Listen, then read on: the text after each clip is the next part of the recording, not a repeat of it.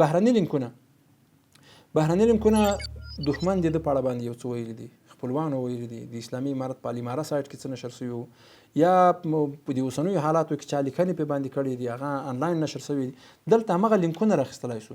داسې څومره اضافه کوي، 10 لینکه 15 لینکه څومره اضافه کوي، دلته د لینک عنوان راخلو. مثلا په دې ځای کې د بي بي سي راپور د هغه د شهید په اړه باندې یو څه شی نشر کړی دی او دلته یې لاندې هغه لینک رااخلو چې کله د شهید پروفایل ته څوک راځي ګوري همغه لینک ته به راسي او دا به خلاص کړي. دلته اډیو فایل ده د شهید په اړه باندې کوم غږیز کلیپ ده، شهید غږېدلی ده، د شهید هغه وایس پیغام ده چې هغه د نشر وړ ده، یا د شهید په اړه باندې بل چا څه خبرې کړي دي همغه خبرې د نشر وړ دي، یا د شهید په اړه باندې ترانه ده هغه ثبت شوې ده او هغه راخلو دلته په دې اډیو فایل کې ورسره واچوو. ولې یو شته مې فکر وي چې دلته هغه د ترانې یا دغسې یو غږ چې هغه لوړ کیفیت ولري، موږ د دې په خاطر باندې چې دغه وزن یې راکم کړي، یعنې تر 1 MB پورې که تاسې هر څو MB اپلوډ کړئ نو دا وزن به یې راکموي چې تر 1 MB دا وزن کم شي، چون دا برخه درنه نه شي. همغه فایل ورسره اپلوډوو او مخکې پسې ځو. کله چې مخکې لاړو په دې ځای کې دغه ټول خپل معلومات ګورو. نوم یې پوره ده، ولسوالۍ سته، د شهادت ډول سته، مدني حالت او پلان دا هغه برخې وي ځان باید لازم ورکړی وای. شخصي معلومات یې ګورو، تفصیلات، د ځای معلومات، ژوندلیک او عکسونه او دا شیان یې ګورو.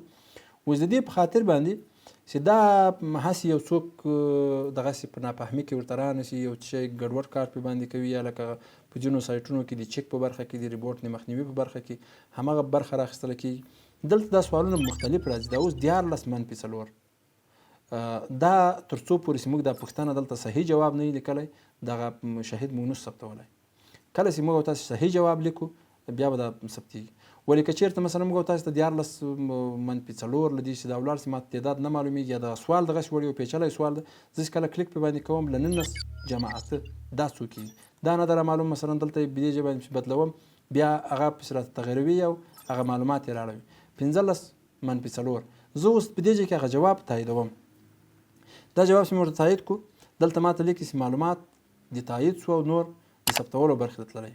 اوس په دې ځای کې زه دا یو برخه هم د ایمیل ادرس دپاره ورکړې ده. کله چې تاسې ایمیل ادرس پکې ثبتوئ چې اتومات یو خو تاسې کله د پلیټفارم ته داخل شئ تاسې ته به حتما خبرتیا راځي. یو هغه ده چې له تا سره موبایل ده ثبت په کمپیوټر کې کړی او ته غواړې چې یو ایمیل ادرس ورکړې، کله چې دغه د ما شهید نشر ته وسپارل شي نو ماته پیغام راسي، هغه ایمیل ادرس تاسو دلته پکې ورکوئ، بیا د نشر برخې ته پسې ځئ.